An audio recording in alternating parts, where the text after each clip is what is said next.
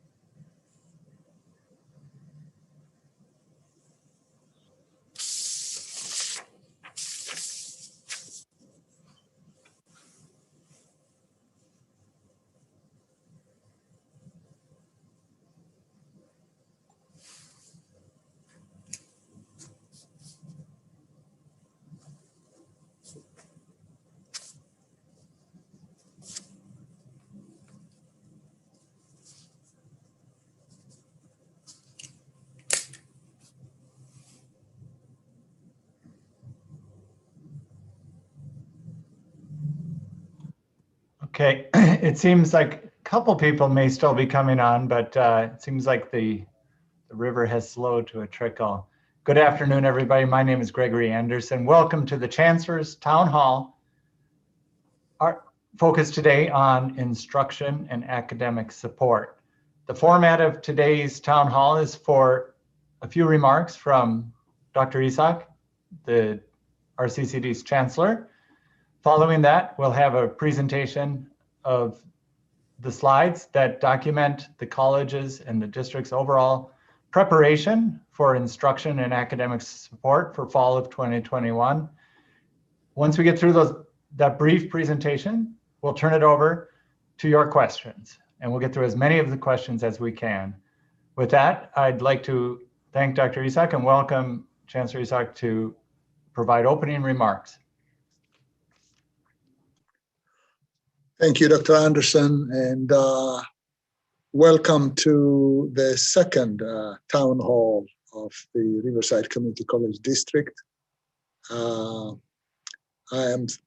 thankful to all of you for attending this town hall, and I'm also thankful for the panelists, the leaders in the academic affairs area, as well as the faculty leaders, both from the Faculty Association and the faculty in the Academic Senate. So I thank every one of you.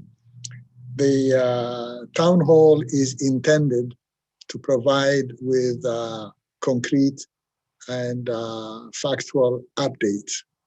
In these difficult times, we're trying to avoid the unnecessary anxiety and confusion that may be created by people who are speculating and sometimes even disseminating that may not be correct information.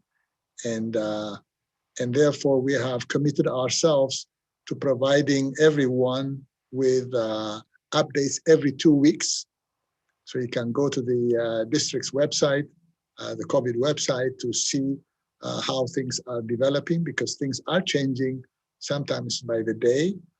And then we have town halls to also provide you with an opportunity to ask questions, because we may not be able to respond to everything in those website updates.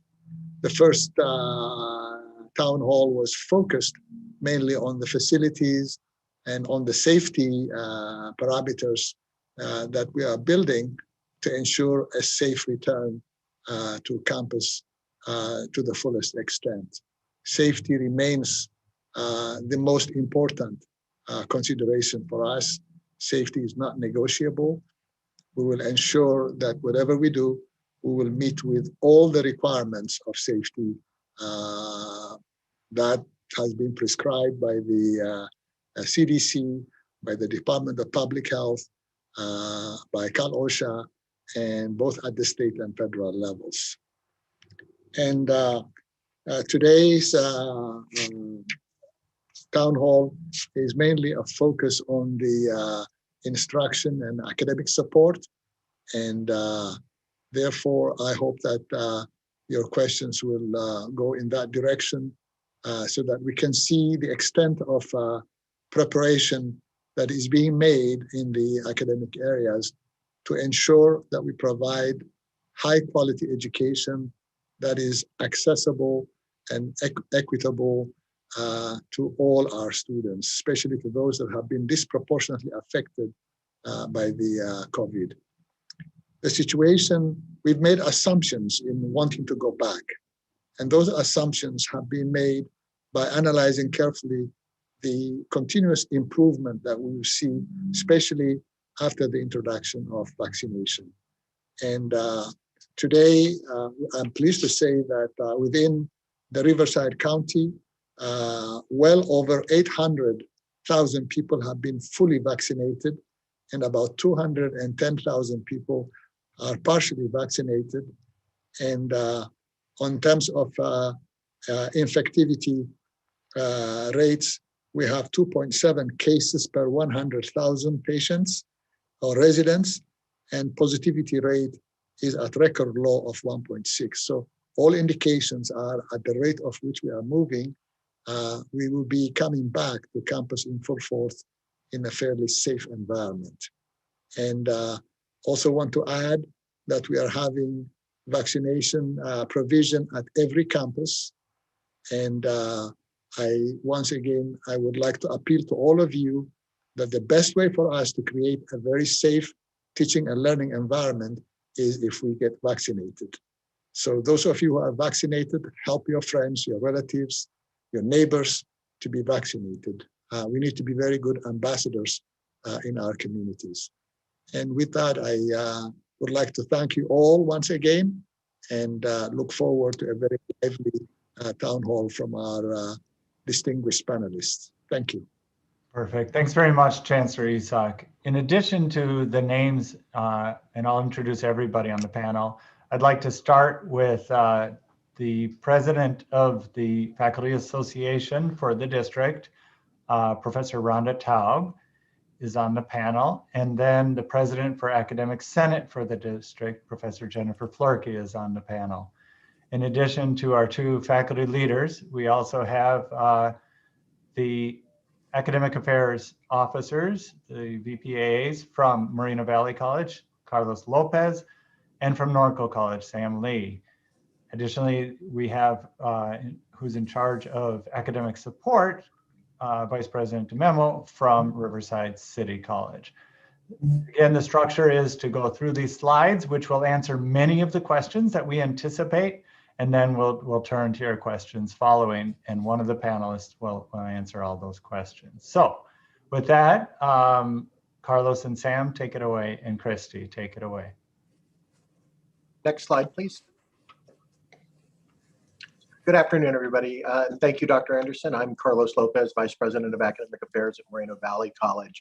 And I'd like to start our presentation today by discussing really briefly the principles that we've based all of our safe return planning on district-wide and that have been employed at each of the colleges. And as Chancellor Isak mentioned, safety is our first and foremost priority for all of our students and our employees and the communities we serve. In addition to that, we're really focused on maintaining equity and access to meet our student needs to quality instruction and support services across the district. Thirdly, instruction and support and the integrity of the support that we provide to our students is critical, and that we do that at the highest level of quality that we're able to under any circumstances we might be experiencing. And lastly, we're committed to making sure that we ensure all of the resources that are necessary to be able to do all of the above safely are there and available to us. There are two additional underlying priorities that we've been enacting as a district and at the colleges, which one of which is consistency. So whatever we're doing at one college, we're trying to consistently do that at the other two colleges, so students have a strong, similar experience. And then also to maintain flexibility. I said this in a meeting, a few meetings recently. But if we want to know what the current regulations are, all we need to do is wait 5 minutes and we get some new regulations. But that's where the flexibility comes in, and that's where we've been working really hard to keep up with the changes in the requirements that are directed at higher education, and that we can offer instruction and support services safely and at a high level across the district. Next slide. Thank you. So first and foremost, I want to talk briefly about our primary plan for a full return to campus during fall 2021. The return to a regular fall schedule is based on current COVID trends. That means the decrease in cases that we're seeing, not just in the state of California, but also within the county, and the increasing vaccination rates that we're also seeing. The plan is to return to a regular fall schedule, which is primarily 80% of our instruction. Our course sections will be on campus in some form, and 20% of our course sections would be fully online. We're also planning to return the return of in-person support services to pre-COVID levels. We'll be talking about or bringing back extracurricular activities and events as well, and competitive athletics will resume with safety requirements. The district will continue to facilitate vaccination for all employees and students. Those vaccination events have been occurring on the campuses across the district already, and there are more events planned from between now and the beginning of fall. We will work hard to make sure we're in compliance with all cleaning standards, and that we have all the hand hygiene station supplies, face masks, and cleaning materials that are necessary to be able to conduct activity on campuses safely. Next slide. In addition, for the full return, we want to make sure that students have access to support services both online and in person. It's one of the lessons that we've learned through COVID, that we can provide services and significant services via an online format. And so to be able to provide significant and increased access to students, there will be a blended approach to doing that. We will be on campus, but to be able to serve students in both capacities will be critical as we move forward. All of our employees would return to a regular on-site work schedule as part of a full return. We also have clear protocols for COVID reporting and response, whether that's for employees or our students. In addition, we're realists. We are also making contingency plans for the fall 2021 schedule and our support services, and I'll talk about those assumptions in just a second. And lastly, we also acknowledge that a chunk of our instruction and services may occur at offsite locations, and some of those locations are like hospitals or school sites that we have to follow. Our students and our faculty and staff will need to follow the safety requirements at those locations. Next slide. So transitioning, as I mentioned a second ago, we're realists. We understand that we may not have zero restrictions when we come back in the fall, and that we may end up with some distancing requirements that remain in place, or room capacity restrictions that remain in place as we get closer to the fall.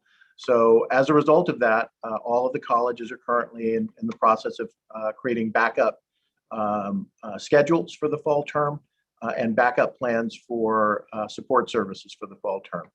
All of these backup plans are based on the same principles I mentioned before: safety, equity, instructional integrity, and support services, and the resources necessary to do that.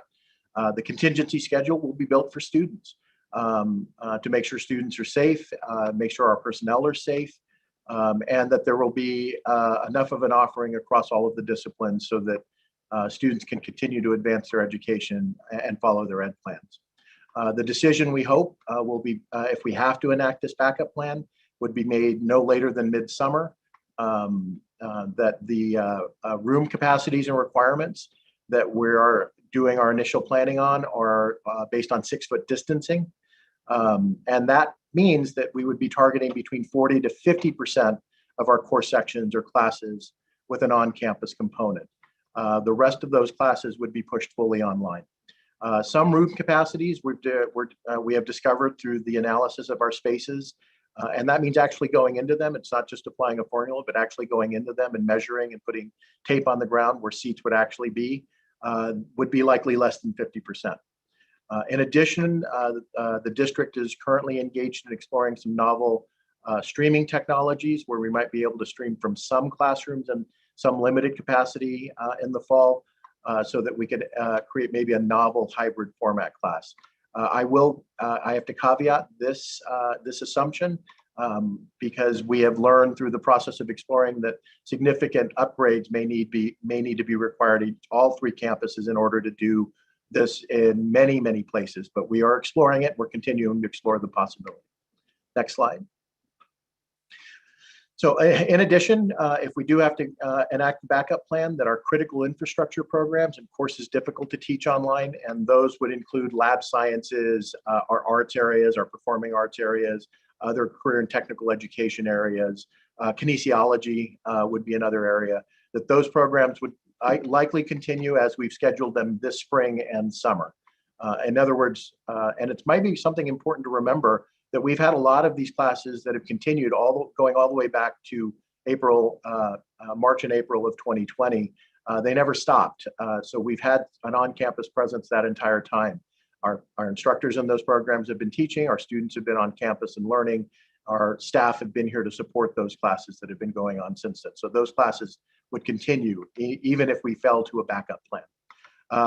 All the colleges will follow normal enrollment management practices, and that means we take a look at enrollments and wait lists, and we'll add classes where we have the resources and there are significant wait lists, and we'll cancel classes that would be low enrolled.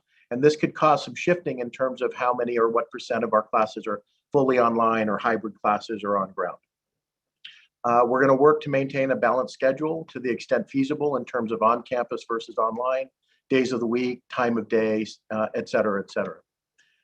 Courses may shift in the backup plan. They may shift to a fully online format, or they might shift to a hybrid format where they're partially on campus or partially online. Some classrooms may change we might move those classes that are either hybrid or fully on campus to other classrooms because they might have a larger capacity so that we can serve more students. In some cases, we might actually have to split classes into 2 or 3 different class sections in order to maintain enrollment. In other words, if a student's enrolled in a class, we don't want to turn a student away. We will find a way to offer that class either by moving the class online or moving it into a hybrid format, or potentially splitting it into 2 or 3 sections so that we could continue to teach those classes. Contingency schedules are being developed by the faculty closest to the ground, closest to the disciplines, and working with the academic administrators across the district. We're currently doing that work at all 3 colleges, and those contingency plans should be completed by the end of May. Next slide. And so just to, I think, finish up with the instructional backup plans for the fall, more course types will be available online in the backup plan. There is a certain designation for our courses that can be offered in an emergency, distance education emergency courses. So more of our disciplines would be able to be offered fully or partially online. In addition, we are recognizing that additional resources may need to be redirected in order to make this shift. And lastly, we will follow any offsite location safety requirements under all circumstances. If COVID does worsen, the district and all colleges will be prepared, and all faculty and students should be prepared to return to a primarily online model that's been in place during the 2021 year. We would only do that, though, if required, and the state and safety conditions require us to move fully online. So with that, I think that's my last slide. Next slide, and I want to hand this off to my colleagues, Dr. Sam Lee and Dr. Christine DeMemo. Thank you, VP Lopez. That was a great job, and thank you for your leadership with the Instructional Safe Return Work Group. You've covered a lot of ground, and your planning is detailed and informed by data and feedback from the faculty, staff, and students. As we move into academic support, our plans are really distilled from regular meetings that we've had with our Safe Return Work Group focused on academic support. By academic support, I mean libraries, learning resource centers, open computer labs for students. For a fallback plan, we envision that they will continue in limited in-person and online mode with normal hours of operation and normal days of operation. In addition, capacity to each location, signage, plexiglass barriers, and changes to furnishings will all be planned based on location walkthroughs that have occurred and are occurring now. Very specific walkthroughs. Patron entry and exit will be facilitated by personnel at each location and supported by an appointment system to minimize in-person interactions. And I'm going to turn the next slide over to my colleague, VP DeMemo. Thank you, Dr. Lee. As Dr. Lee said, he and I are both leading the academic support Safe Return Task Force. And so one of the things that we wanted to make sure is that each of the managers at each location, at each college, will develop a staffing plan, including appropriate workstation locations, considering the social distancing requirements that would be set forth and sent to us as an institution. And so we'll be doing that during the summer of 21. Managers will also have the flexibility as a fallback to schedule personnel with a mix of in-person and online or remote type work based on any of the provisions that come from the districts with regards to remote working. Next slide, please. So concerning events, large events, they will be moved online as needed and based on the location capacity for each location. We'll also be implementing a virtual front desk and provide self-checkout options through probably a phone app system. We'll be implementing a reservation system for study rooms. In fact, we already do use reservation systems at our 3 colleges for study rooms, and to reserve and make appointments for tutoring. The appointment times will be staggered to allow for gaps, to minimize traffic and allow for cleaning and social distancing. We'll also be offering students online printing via a reserve system and access to our print commons and locker pickup for their printouts. And we'll be reinstating curbside pickup for textbooks, laptops, and hotspots and other equipment that students need. Next slide. In addition to the other plans for fall 21, one of the big things is that we're finding that serving our students in a remote atmosphere is very beneficial. So our goal, as a backup plan, is to make sure that we continue to serve our students in that online environment. And so we want to make sure that we're planning for additional resources that support not only the remote learning that we're finding is very successful, but also supports the on-site support that we want to provide our students as well.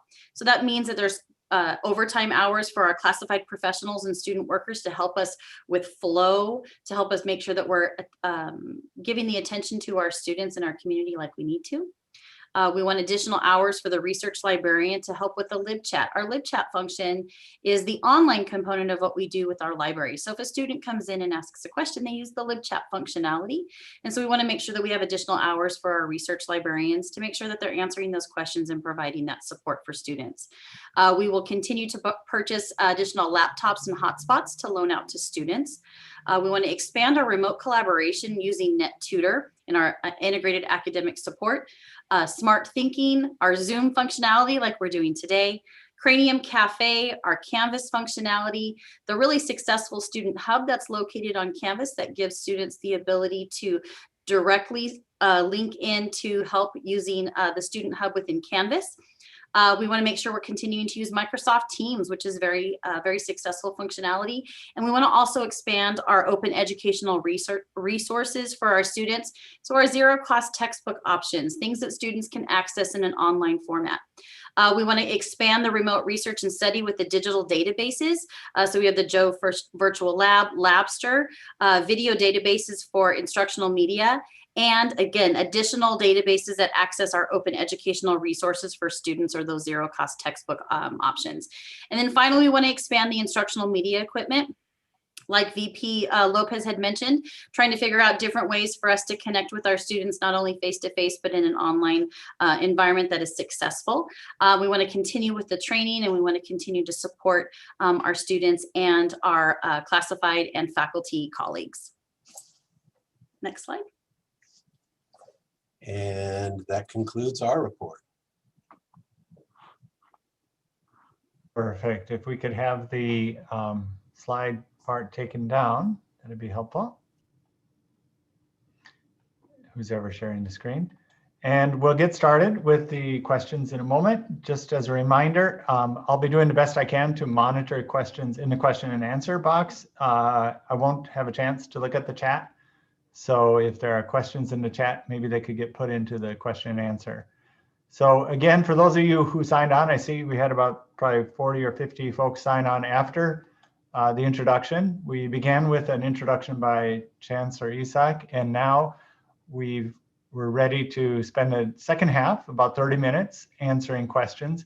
I want to start by reassuring everyone that all these questions are important. We received many questions prior to the panel. We'll get through some of those here. We'll get through some of the live questions here, but most importantly, all the questions will be answered through a variety of means. In the chat, you'll see the website where the frequently asked questions are posted.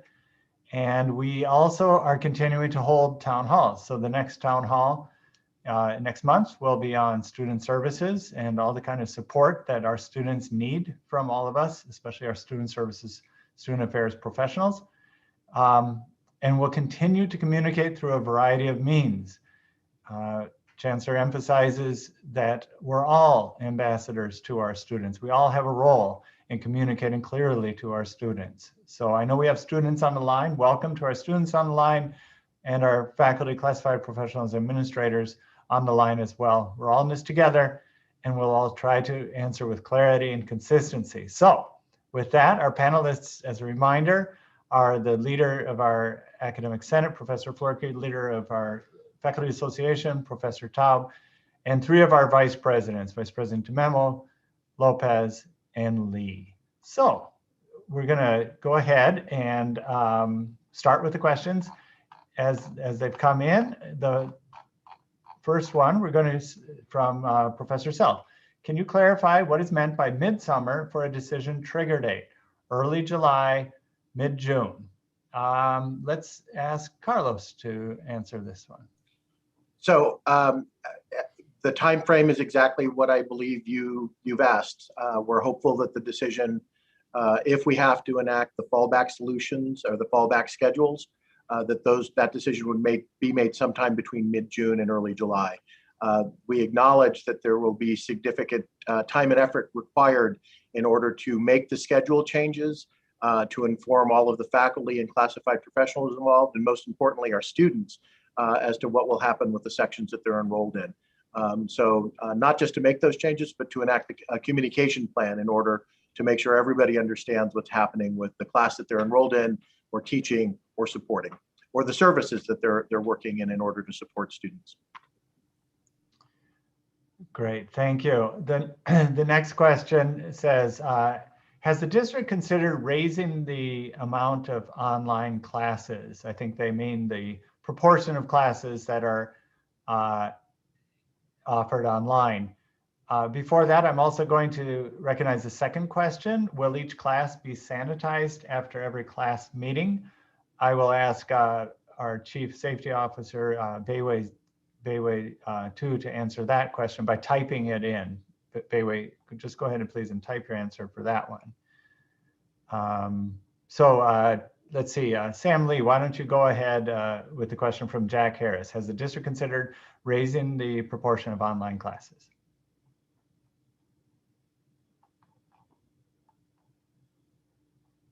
Sam, I think you're on mute. Our plan is currently for fall to return to normal, which is an 80% traditional to 20% online. With that in mind, we do plan also to be responsive to student demand as the enrollment process unfolds. And so we want to keep a very close look on wait lists and fill rates based on modality, and respond based on student demand to make changes as needed to the schedule to fit student demand. So in that way, I think we do intend to fill every seat and fill every class and be flexible with modality throughout the enrollment process. Perfect. Yeah, I think the key is that all three colleges have great experience working with the faculty chairs, the academic deans, and the chief academic officers planning and being responsive as student needs manifest, and we'll continue to follow those. The next one is a pretty quick question about summer. I think we'll ask this for Vice President DeMemo. Safety barriers for academic support, would they be in place for summer? I think that's just a quick clarification. The answer is, as of right now, summer is still under the regulations set forth by the Department of Public Health. And so we would consider to make sure that we are addressing those issues by providing those protective barriers. And then we wait for additional clarification from them, from the Department of Public Health moving forward for the fall. Perfect, thank you. Another wonderful technical question. We'll give this one to Carlos Lopez. Clarify, please, if in fall we go back to 2018-19 format. You know what? This is actually a really good one for Professor Flurkey.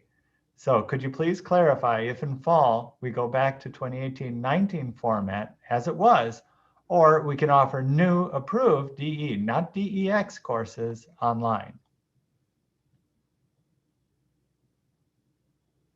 Who did you want to answer that? Me? I was hoping you could, Professor. Okay, can you repeat it? Actually, I don't think I understand it. Are they saying that they have the opportunity to offer the DX classes? That's the question. Yeah, I'm reading it just a little bit different. Oh, I'm sorry. What I'm reading in this question is, if we're going back to 2018-19 format, we used the last fully on-campus schedule to start our schedule build for fall of 21. But that our new catalog is going to be in effect effective this summer. So if new courses were approved to be offered as fully distance ed courses, not as emergency, those courses would be available to be offered in a distance ed format this fall. So I think I've read that question correctly. I just want to make sure, but we're not rolling our catalog back. We just went back to the last schedule that we had that was basically an on-campus schedule, an 80-20 on-campus schedule. Our catalog is still moving forward, and any new DE courses that were approved will be available in fall 21. Go ahead, Professor. I understood Flurkey. a little differently. Thank you, President Anderson. I heard it a little differently. I think maybe the confusion is in scheduling while we're hoping for the best, that we'll be face-to-face and we put all of our classes in a schedule. If it turns out that we can't, are we able to rely on those DX classes? That's kind of what I heard, but I would say yes. And if we do have to pull back, that will have to be examined, because then we'll have to rely on that. So that's exactly right. how I understood it. Yep. So that's my answer. Great, thank you And so Dr. much. Anderson, just to clarify, you folks can see the exact Q&As by clicking the Q&A button at the bottom of the webinar screen. Great, thank you. The next one again from Professor Sell. Can you say more about the backup option of splitting a class into 2 or 3 sections? Let's have Carlos talk about that. Sure. So again, I think our primary options for the majority of our classes would be to shift them to fully online or to shift them to a hybrid format. However, there are some classes that will remain on campus, and under distancing or capacity restrictions, we might not be able to fit all of those students in any room on campus. And so under those circumstances, we want to make sure that students who've enrolled have a seat and that we're not taking seats away from any students. So in those cases, we might have to break a class up on the same days and times with additional faculty to teach that class on campus. That's kind of our last resort. We hope to find other options. One of the options could include finding a room that is actually big enough with the equipment and necessary materials to teach a class without changing the cap or having to split it. But Here at Moreno Valley College, we don't have a lot of very large rooms. So for us, in some limited cases, we may have to break the class up into 2 or 3 different sections to continue to serve all the students. Okay. And I think a related question to that is if the capacities will be less than 50%, in other words, when we go to our contingency plans, does that mean that there will be fewer students admitted to class, or will some be chosen to continue online while others in person? I think you've answered that question, but just could you put it in a nutshell? Sure. So the recommendations for classes that might move into a different format, it's going to be on a class by class basis, not on a student by student basis. So we're not going to try to take a student and say, surprise, you get to stay in this class, but you have to move online. The whole class will be either moved online or to a hybrid format, or left on ground and either moved to a bigger room or moved or potentially split into 2 or 3 classes that will be on campus at the same days and times. In all cases, we're going to work very hard and to make sure that any student who's enrolled in a class does not lose their seat. That's one of our primary considerations in developing the backup plan. Okay. To that, can I add just one thing? Sure. We're also keeping in mind the modality of choice for the student. So if a student really prefers to be in an in-person class because they learn better in that environment, we plan to be flexible with those students. And if they're in a section that is moved online or in a hybrid format, and if we have the opportunity to move them based on their preference to another section that meets their desires, then we plan on doing that. Great, thank you. Just to break it up a little bit, I'll answer one of the ones that are not necessarily related to instruction. Are masks mandatory for all faculty, staff, and students on campus? Yes. As always, we're following Cal OSHA, which of course comes from California, and we follow all those guidelines. It's anticipated that those mask mandates will remain in the fall, and we will continue to follow the guidance from the state. So that's that answer. And I think that's the next question. Let's see, will there be a way to encourage students to get vaccinated? However, remind to seek medical advice from the medical providers before making such a decision. This is the kind of question that's on safety and masking and vaccination and things like that. We're going to make sure that all those questions are addressed. We did have a town hall last month on this very topic, and we answered many of those questions in that town hall. We'll continue at the 3 colleges to provide fora for our students and provide multiple ways to communicate. Your best source of the most accurate and up-to-date information is the district website, which is available through all 3 colleges' websites and is going to show up in the chat. So all these questions around safety, please do look for their answers in the chat. There's another one. Will the school be open or just some? Let's have Vice President DeMemo talk about that in terms especially of academic support, how academic support is going to open, and then the contingency plans, because there was another question, I'll try to find it. There was another question about contingency plans for academic support. So maybe you could address both of those at the same time. Sure. Some of the questions, there's a question from Kathleen Sell in the chat. I was getting ready to start typing, and then you called me and put me on the spot. So I'll try to answer all those questions at the same time.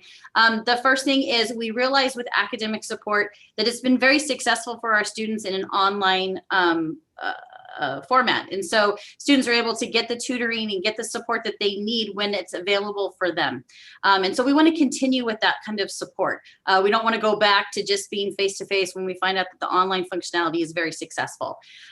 So when you talked about, is the college open or is it only some? Our goal is to provide both face-to-face and online support with our integrated academic support mechanisms.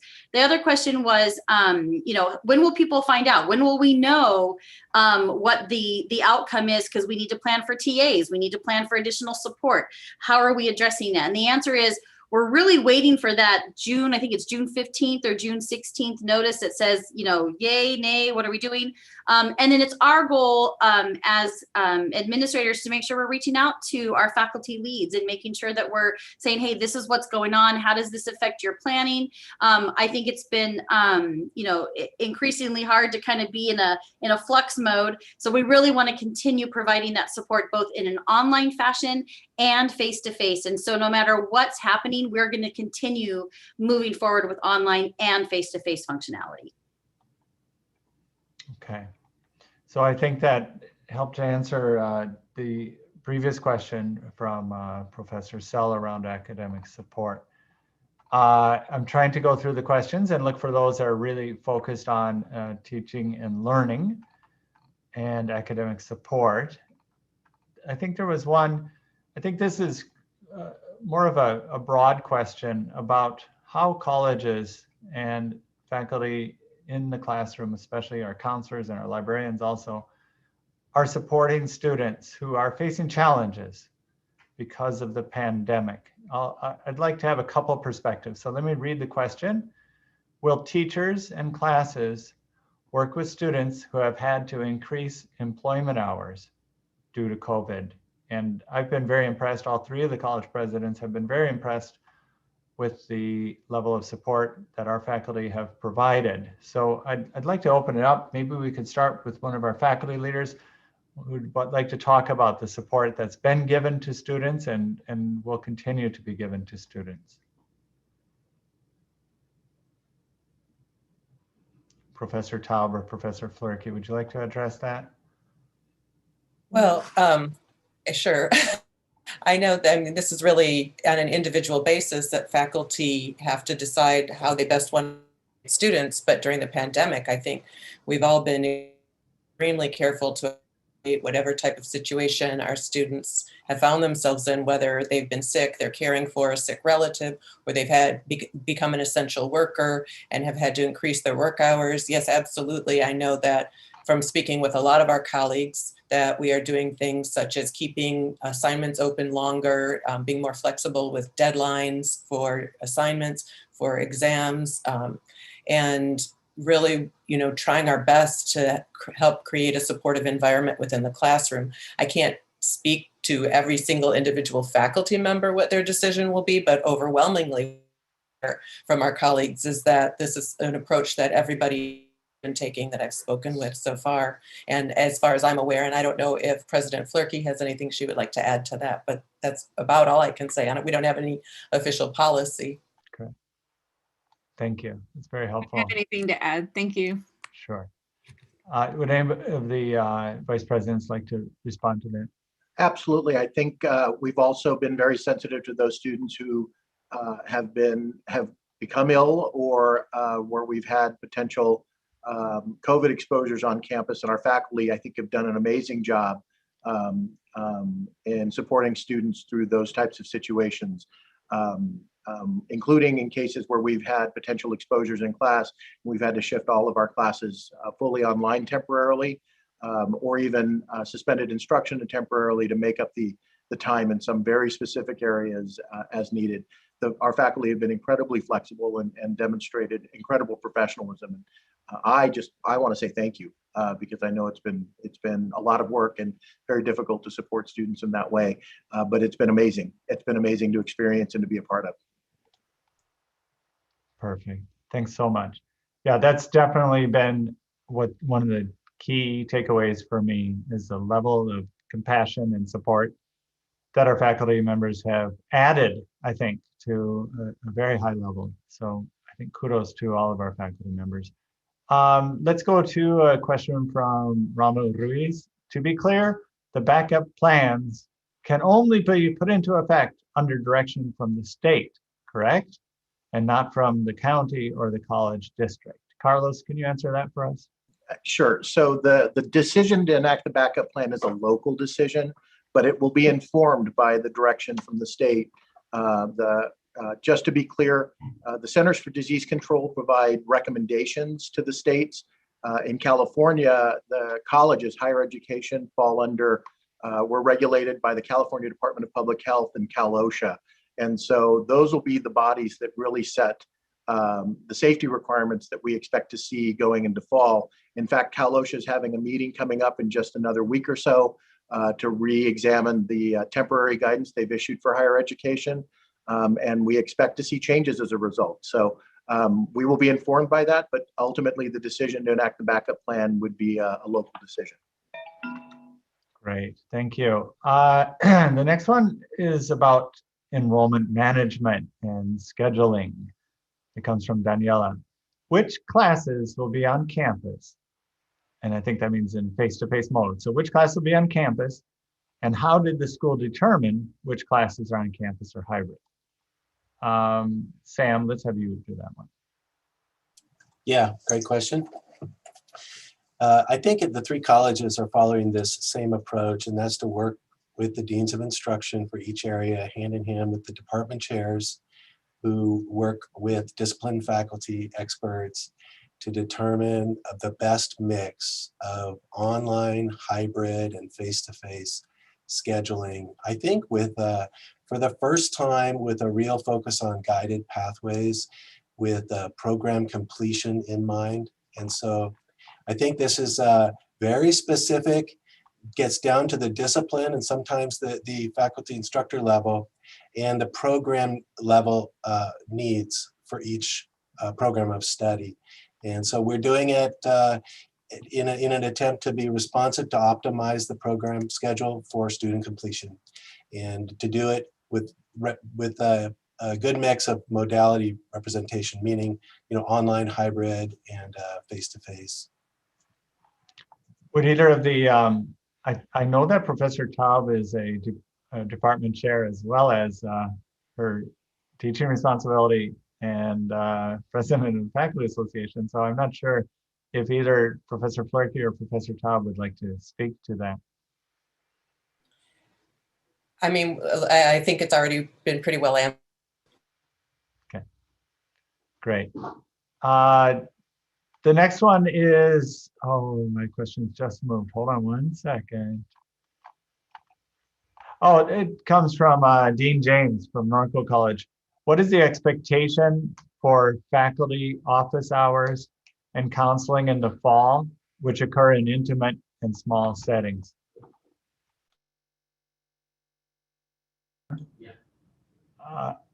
I'm sorry, this would be for Carlos. So I think I can provide an answer, or at least some answer around faculty office hours from the instruction work group's perspective. We totally understand that faculty offices are small, and under our primary plan, we're making an assumption that there will be no distancing requirements come middle of August. So under those circumstances, we might still have to wear masks, but it may be okay to meet in small spaces under those circumstances. However, if conditions don't allow for that, if the regulations and the recommendations and the guidance that we receive don't allow for that, then we're going to we'll be working on contingency protocols through the Safe Return work groups. And this potentially could include the flexibility to hold office hours via Zoom or some office hours via Zoom, but that needs to be worked out. So we'll know that that's on our radar and we're aware of it. And we'll make sure that there's a response and that faculty understand what's available to them and students understand what's available to them as we get to the fall. I don't think I can answer the counseling and advising question. I believe the counseling and advising section is probably part of our student services safe return to work task force. So I would probably defer to that work group and the outcomes of that work group. Yeah. So, you can see from both of the answers that there is still planning underway. Through the more than, a couple hundred participants in all of the work groups within the Safe Return Task Force, there is a lot of discussion. There's a lot of evidence being looked at. There's a lot of guidance being examined. And then, recommendations are made. And the three colleges are carrying out those recommendations. So, it is critical for all of us to continue asking these important questions And that's part of the function of this forum, this town hall, for all of us to be aware. So we have representatives from all three of the work group, or all of the different work groups, and all three of the colleges and the district office here to make sure that we are understanding the needs and demands of our students, our faculty, and our classified professionals. So with that in mind, we've got about 5 more minutes of questions, and I am going to get through a few more in the 5 more minutes, and I'll just provide a reassurance again that we'll continue to answer these through the website and through the work of the task force. So let's see, another question on teaching, learning, and academic support. One moment, okay? You know, this one's, I think, related, and I'll ask Professor Taub to ask this, because it is important for us to recognize that all employees have specific job descriptions and specific expectations within those. So, will professors be required to enforce student mask use? Will masks be provided on campus? Masks, I can answer the second part. For the most part, we're encouraging and requiring folks to wear their mask when they arrive, when they step out of their car, off the bus, off their bicycle. But of course, all 3 colleges will have masks in reserve. But the first part of the question, Professor Taub, about the role of professors in enforcing regulations. Well, it's everybody's responsibility to wear a mask if that's by the state and by the county. I mean, we're following CDC guidelines, and so yes, everybody will have to follow the guidelines. And if there are, I don't know in what capacity the question is asking. I mean, if faculty should enforce it in their classroom, by all means, yes. Yeah, and I think another way, that's perfect. Thank you, Rhonda. I mean, it would be the same way we would enforce any other health guidelines. It's not unique for faculty to be doing that. You anticipated what I was stumbling to say. Our professors in chemistry and physics have the rule on no open-toed shoes. Our students understand that there are certain requirements, and our students follow those requirements. Our professors have already developed systems by which they remind students and enforce those guidelines. So our experience with now upwards of a couple thousand students having gone through mostly labs in CTE, where there are sometimes onerous rules and detailed rules about student behavior, we have not been encountering issues. Our students are committed to their learning, and our professors have been working wonderfully with our students. So I think that this anxiety can be put at ease. Right. So we have one thing I would add to that too is in our new contract, we've really worked on it and increased the language on safety. And one of the ways we approach it is that safety is a partnership.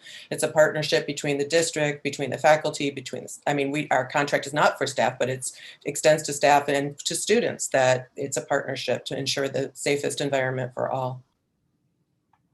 Great. Thank you again, Rhonda. I think we'll take 2 more questions, and then we'll ask the Chancellor to provide some closing remarks. Question is about Plan B, I think, because again, Plan C is pretty much where we are now, a crisis. And it says, how will we be able to staff the new sections in such short notice? Are we assuming we'll have many faculty in our system available at those times? I think that this can be clarified. Sam Lee, do you want to address that one? Yeah, sure. We're not planning on creating new sections that we don't have staffing in place for. We can only create as many sections as we have faculty available for. And so what we're talking about really is sometimes splitting a section or sometimes converting a section from face-to-face to online if in the backup situation. So we may have the ability to create new online sections, but more often than not, it would be converting an in-person section That's what we're planning to do with certain courses in our block schedule at Norco so that we can provide more passing time in a Plan B or in a contingent environment. So it would preserve the faculty that are assigned to that course and convert it from a face-to-face into an in-person, or alternate 50-50 attendance of the students on Monday versus Wednesday on 2-day-a-week classes. So we don't anticipate the need to hire many additional faculty in the late term. And I think, thank you, Sam. Related to that, there's a question in which your name is mentioned, and I think it's a good follow-up to the answer you just provided. It says, to your response, Sam, about moving classes to a student's modality of choice, in other words, responding to needs as students register, looking to the fall, in the event that a class is moved to a face-to-face section because their section moved to on, let me try, I think I'll try to paraphrase it, but it's talking about moving to online or hybrid modality. How are we ensuring stability for class loads, especially for part-time faculty? I'm not sure I understand the question. I think I can try, go ahead. Let me clarify that we would not change the mode based on, we would not envision changing the mode based on student preference for a particular section.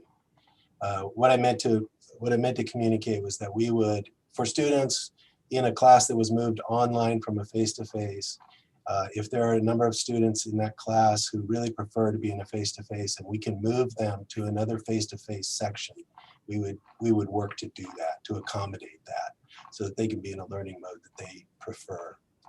I'm not sure I understand the question on the workload issue though. Does anybody else want to take a stab at that? Because I'm not entirely clear on the question either. So Okay. there was an earlier workload question that I typed a response to. So if we do shift classes around, I don't see that as a workload issue. The faculty member would still be assigned to that class, just in the new modality. We are working closely again with our faculty and our deans to make those recommendations as close to the classroom as possible, and to do so with quality of instruction in mind. So I don't know that that would be an issue. Another question that was asked earlier that I did type an answer to was regarding if a face-to-face class was split into 2 sections, let's say, because of room capacities, would there be an effect on the instructor's TA? That you're still teaching the same hours, so I don't see that, the class wasn't reduced in size by your choice. It was, we had to. So I wouldn't see the teaching assignment being affected or the load being affected at all. In fact, I think what we're acknowledging is that we may have to have another instructor teach the 2nd or even 3rd section, and that there are additional costs associated with that. So that's what we mean by resources to do all of, to make sure that we can enact this transition if we have to. All right. Well, thank you to our panelists. Thanks everyone for answering the question for the last time. I'll say that we are reading as they come in. We are reading all the questions. We're feeling the anxiety. I want to recognize and empathize with the anxiety. This is normal. It's to be expected. And we aren't able to address every question or calm every anxiety now. But I want to assure you that the leadership of the colleges, leadership at the district, is committed to doing whatever we can to alleviate the anxiety and provide the kind of educational opportunity that all 3 colleges have been providing for a very long time. That's our commitment, and we will continue to support student success. This is a joint effort between the leadership of the faculty, the leadership of the administration. We're all committed to the success of our students. With that, thanks. I want to turn it over to Chancellor Isak for any parting comments.